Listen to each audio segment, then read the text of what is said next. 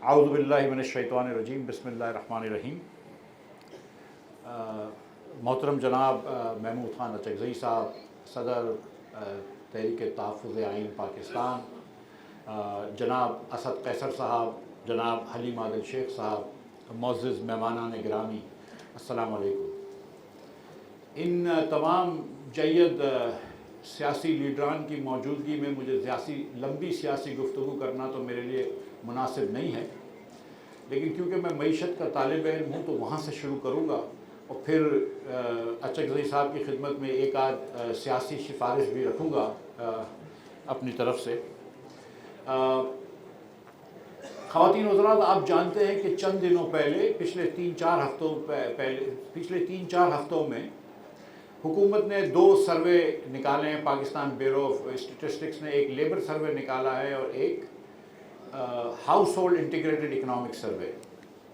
House hold integrated economic सर्वे में उन्होंने 2 साल को कंपेयर किया है, 2018-19 और 2024-25, और इस कंपैरिजन में हमको ये पता चली कि 2018-19 के बरक्स 2024-25 में औसतन पाकिस्तानी 12.2% गरीब हो गए, कि रियल इनकम जो है पाकिस्तानियों की एवरेज पे 12.2% डिक्लाइन हुई।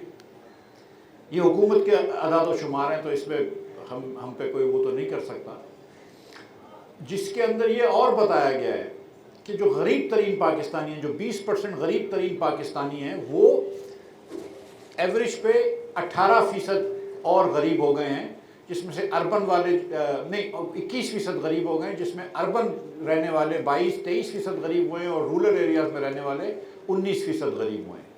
तो हमने गरीब तरीन पाकिस्तानी को 20% और गरीब कर दिया और औसतन पाकिस्तानी को 12.2% गरीब कर दिया। ये 2018-19 के मुकाबले में 2024-25 है।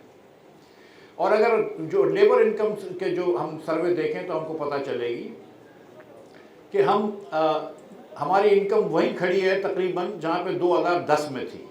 थोड़ा सा आगे कहीं गई, थोड़ा सा 13-13 के शायद थोड़ी सी आगे बढ़ी थी, 13-14 के बराबर है आज इनकम। और 2021 से बहुत तेज़ी से पाकिस्तान की जो रियल इनकम है वो कम होती जा रही है, जो इन्फ्लेशन एडजस्टेड इनकम है। जो 2023 के अंदर इन्फ्लेशन आया था 36% फरवरी, मार्च, अप्रैल, मई में, वो पाकिस्तान की तारीख में कभी भी नहीं हुआ है। जो एक और ख़तरनाक बात है वो ये है कि 2018-19 में 16% पाकिस्तानी घराने ऐसे थे कि जिनको अपने खाने की फ़िक्र होती थी कि अगला खाना कहाँ से आएगा, इनको नहीं पता होती थी। ये 16% थे। आज वो 25% हो गए कि 25% हमारे भाई बहन, और हमारे भाई बहन हैं पाकिस्तानी, 25% पाकिस्तानियों को ये नहीं पता अगर दोपहर की रोटी इनको मिल गई है कि रात की रोटी इनको मिलेगी कि नहीं मिलेगी। इसको हम फूड इनसिक्योरिटी कहते हैं। सो ये हमारी इकनॉमिक मैनेजमेंट है कि हम 75-78 साल आज़ादी के बाद 25% पाकिस्तानी को तो यही नहीं पता कि उसकी रोटी कहाँ से आएगी। अब मैं आपको बताऊं कि खाना किस तरह खाते हैं पाकिस्तान। सो ये पता चली कि चाहे वो तेल हो, चाहे वो चावल हो, चाहे वो रोटी हो या आटा हो, चाहे वो अंडे हो, चाहे वो गोश्त हो, छोटे का, बड़े का या चिकन का, हर चीज़ जो है वो पाकिस्तानी 18-19 में ज़्यादा खाता था और आज 24-25 में कम खाता है, क्योंकि वो अफोर्ड नहीं कर सकता। और अचकज़ई साहब, मैं आपको ये बताऊं कि 18-19 में एक आदमी पाकिस्तानी औसतन 4 अंडे महीने के खा सकता था, हफ्ते का 1 अंडा खाता था। आज वो नंबर गिर के 2.83 हो गया है कि 10 दिन में भी 1 अंडा नहीं खा सकता पाकिस्तानी। इसका मतलब ये है कि 21 पाकिस्तानी मिलकर महीने के 60 अंडे खाते हैं। इसका मतलब है कि अगर आप में से, हम में से कोई एक आदमी रोज़ के 2 अंडे खाता है ना, तो हर उस आदमी के साथ साथ 20 आदमी पाकिस्तानी वो हैं जो 1 अंडा कभी ज़िंदगी में अफोर्ड नहीं कर सकते। हम यहाँ पर लेकर आ गए हैं पाकिस्तान को, ठीक है। ये एब्जेक्ट पॉवर्टी है। मटन की जो क्वांटिटी है वो पूरे महीने में 50 ग्राम है, एक बोटी। बीफ की क्वांटिटी 110 ग्राम है। बीफ कम हो गया, मटन कम हो गया, चलो लोग कहते हैं महंगाई हो गई तो ये कम हो गया। जब रोटी कम हो गई, गंदम कम हो गया, चावल कम हो गया, तो फिर क्या खा रहा है पाकिस्तानी? तो फिर ये ट्रांसलेट होता है कि फूड डिफिशिएंसी हो जाती है, फिर ये ट्रांसलेट होता है कि पावर्टी हो गई, स्टंटिंग हो गई, मैल न्यूट्रिशन हो गया। तो 2 दिन पहले एक आर्टिकल आया था डॉन में ایک صاحب ہے، پروفیسر ہیں لمز میں، ڈاکٹر فیصل باری صاحب، انہوں نے ایک آرٹیکل لکھا تھا لاہور میں ایک صاحب کا، محمد اقبال کا، اور میں اس کے بارے میں آپ سے یہ بات کرنا چاہتا ہوں کیونکہ ہم اصل میں جو بیٹھے ہیں وہ محمد اقبال کے لیے بیٹھے ہیں، وہ محمود خان اچکزئی کے لیے، اسد کیسر کے لیے یا زین شاہ کے لیے نہیں بیٹھے، ہم محمد اقبال کے لیے بیٹھے ہیں۔ تو محمد اقبال صاحب جو ہے وہ ایک رینٹر کار میں کام کرتے ہیں لاہور میں، اور ان کو 30,000 روپے تنخواہ ملتی ہے۔ ان کے 2 بچے ہیں صرف، جو پاکستان کے حساب سے کم ہیں، اور بیگم صاحبہ ہیں، اور وہ 15-20 گھنٹے اوور ٹائم کرتے ہیں ہفتے کا، تو ان کو رینٹل کار سے 50,000 روپے مل جاتے ہیں۔ اس کے علاوہ ان کو جو لوگ رینٹ کرتے ہیں گاڑیاں، وہ ٹپ شپ دیتے ہیں، تو وہ ان کو 10 سے 15,000 روپے مہینے کا مل جاتا ہے، تو وہ 60,000 سے 65,000 روپے گھر پہ لے کے جاتے ہیں۔ یہ 4-5 سال سے ان کی آمدن یہی ہے۔ 4-5 سال پہلے وہ کچھ پیسے بچا لیتے تھے اپنی تنخواہ میں سے، غریب طریقے کا آدمی ہے، غریب طریقے سے رہتا ہے، لیکن پھر بھی وہ 1,000 2,000 3,000 روپیہ کبھی بچا لیتا تھا۔ اب جو ہے وہ نہ صرف بچا نہیں سکتا ہے بلکہ وہ پورا نہیں کر سکتا ہے۔ اس کی بیگم کو بلڈ پریشر کی بیماری ہو گئی، اس کی دوائی نہیں خرید سکتا ہے۔ اس کے بچے اسکول میں، وہ سوچ رہا ہے کہ ایک بچے کو اسکول سے نکال کے چھوٹا موٹا کوئی کام کرا دے۔ وہ قرض میں چلا گیا، اور وہ قرض اتارنے کے لیے مزید قرض لینا پڑ رہا ہے اس کو، وہ اس کا مہینہ پورا نہیں ہوتا، ہر مہینے اس کا پورا نہیں ہوتا۔ اور وہ جو میں ابھی آپ کو بتا رہا تھا کہ پاکستانیوں نے چاول اور آٹا اور گوشت کھانا کم کر دیا ہے، وہ روز اب لنچ نہیں کرتا ہے کیونکہ اب اس کے پاس لنچ کے پیسے نہیں ہوتے۔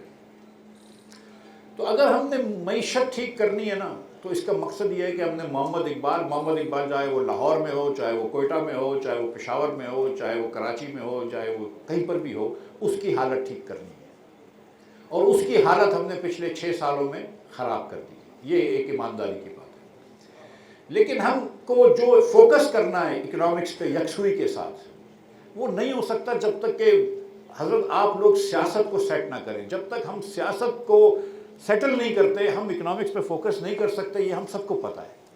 اگر سیاست ایک ہی جگہ پھنسی رہے 4 سال سے، میں روز ٹی وی پہ جاتا ہوں تقریباً، تو یا بریک میں اینکر پوچھتا ہے یا پروگرام میں پوچھتا ہے کہ یار وہ عمران خان کب چھوٹ رہا ہے، پی ٹی آئی اور حکومت میں کوئی ایگریمنٹ ہو رہا ہے۔ چھوٹی چھوٹی باتوں پہ ہم لڑائی کرتے ہیں۔ محمود خان اچکزئی صاحب ہم نہیں بنا رہے نیشنل اسمبلی کا لیڈر، پتہ نہیں کیوں، پھر بنا دیا۔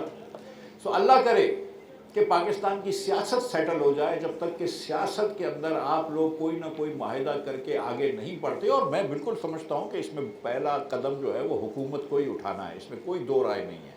حکومت کو یہ سیاست سیٹل کرنی ہوگی، حکومت کو اپنا ایک بڑا دل دکھانا ہوگا، اور یہ مائنڈ سیٹ ختم کرنا ہوگا۔ آج کل یہ باتیں شروع ہو گئی ہیں کہ 18 سال کے لڑکوں کو ووٹنگ نہ کرنے دو، 21 سال کے لڑکوں کو ووٹنگ کرنے دو، کیونکہ میرے خیال سے نوجوان جو ہے وہ اپوزیشن کے خلاف ووٹ دیتے ہیں۔ کچھ عرصے بعد میرے خیال سے وہ بولیں گے صرف 70 سال کے بڈھے ہی ووٹ کر سکیں۔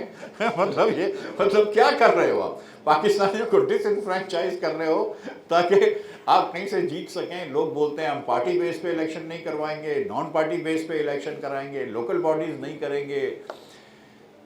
سیاست کے اندر اجارہ داریاں ختم کرنی ہوں گی۔ سیاست اجارہ داریوں کے لیے نہیں ہے، خدمت کے لیے ہے۔ میں اس موقع پہ یہاں پہ یہ بات بتاتا چلوں کہ کراچی میں رات کو ایک بہت بڑا سانحہ ہوا ہے، ایک گل مارکیٹ ہے بندر روڈ پہ، بہت بڑی مارکیٹ ہے۔ وہ مارکیٹ میں آگ لگ گئی، اتنی بری آگ لگ گئی کہ پوری بلڈنگ گر گئی، 5 لوگ جاں بھاگ بھی ہو گئے، کم از کم شاید 6 ہو گئے، اور 30 لوگ جو ہیں وہ بہت زیادہ برن انجریز ہیں اور زخمی ہیں۔ اللہ تعالیٰ ان سب کو اپنی جوار رحمت میں جگہ عطا فرمائے، اور ان کے جو متاثرین ہیں ان کو صبر جمیل عطا فرمائے۔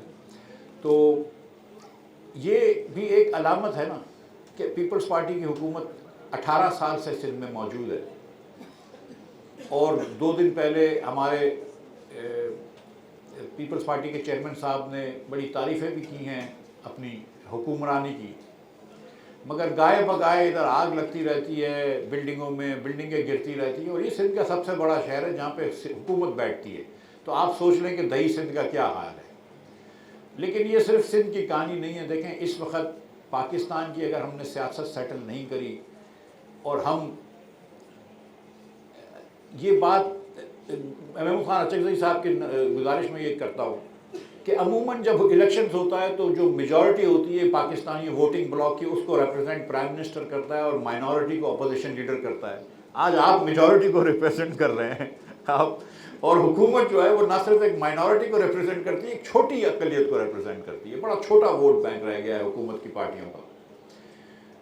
تو اپوزیشن کو تو خیر اپنا ایک رول پلے کرنا پڑے گا، لیکن حکمرانی کو حکومت کو یہ محمد اقبال کی خاطر، پاکستان کی خاطر کچھ نہ کچھ کرنا پڑے گا، کیونکہ میری یہ سمجھ ہے کہ آپ اکنامکس تبدیلیاں نہیں کر سکتے، ریفارمز نہیں کر سکتے اگر حکومت کے پاس مینڈیٹ نہیں ہے۔ حکومت کے پاس مینڈیٹ نہیں ہے اور اس کے بعد جب آپ اپوزیشن سے اس طرح لڑائی کرتے ہیں تو کام آگے نہیں بڑھ سکتا۔ تو میری ریکویسٹ آپ تمام خواتین و حضرات سے یہاں پہ ہے، جو میڈیا کے لوگ میرے بھائی بیٹھے ہوئے ہیں ان سے بھی ہے، جو سن رہے ہوں میری آواز جہاں تک پہنچ رہی ہے، اور حکمرانوں سے بھی ہے کہ خدا را اس محمد اقبال کا، اور یہ محمد اقبال جو سارے پاکستان میں بستے ہیں ان کا خیال کرو۔ غریب غریب سے غریب تر ہو رہا ہے، بھوک اور افلاس اس ملک میں پھیل رہی ہے، غربت اس ملک میں پھیل رہی ہے۔ ہماری حکمرانی جو ہے وہ کوئی کام نہیں کر پائی ہے۔ شہباز شریف صاحب کی حکومت نے، میں معذرت کے ساتھ کہتا ہوں، یہ ایک سنہرا موقع تھا۔ ان کو دنیا میں تیل سستا ہو گیا، دنیا میں کموڈٹیز سستی ہو گئی ہیں، ان کو دنیا بھر سے سپورٹ مل رہی ہے، سنہرا موقع یہ روز گواتے ہیں یہ آپس کی لڑائیوں کے اندر۔ اور میں یہ سمجھتا ہوں کہ جتنی جلد ایک ہم کوئی آگے بڑھ جائیں، اس مسئلے کو سلجھا دیں اپنی پاکستان کی خاطر۔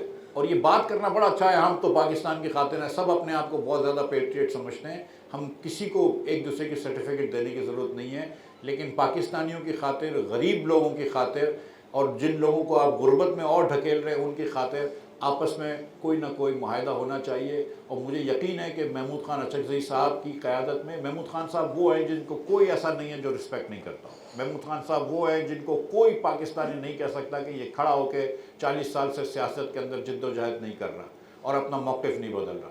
تو اللہ کرے کہ محمود خان صاحب، اسد قیصر صاحب، راجہ عباس ناصر صاحب ادھر تشریف نہیں لا سکے، اگر یہ تمام لوگ مل جائیں اور انشاءاللہ تعالی حکومت کے ساتھ بیٹھ کے کوئی بات کرے، اور حکومت سے میرا جو اشارہ ہے وہ آپ سمجھتے ہیں، تو کوئی نہ کوئی اس کا حل نکالیں، کیونکہ 4 سال سے آپ نے سیاست پھنسا رکھی ہے، اور سیاست پھنسی رہے گی تو حکمرانی آگے نہیں بڑھ سکتی۔ بہت شکریہ آپ تمام حضرات کا۔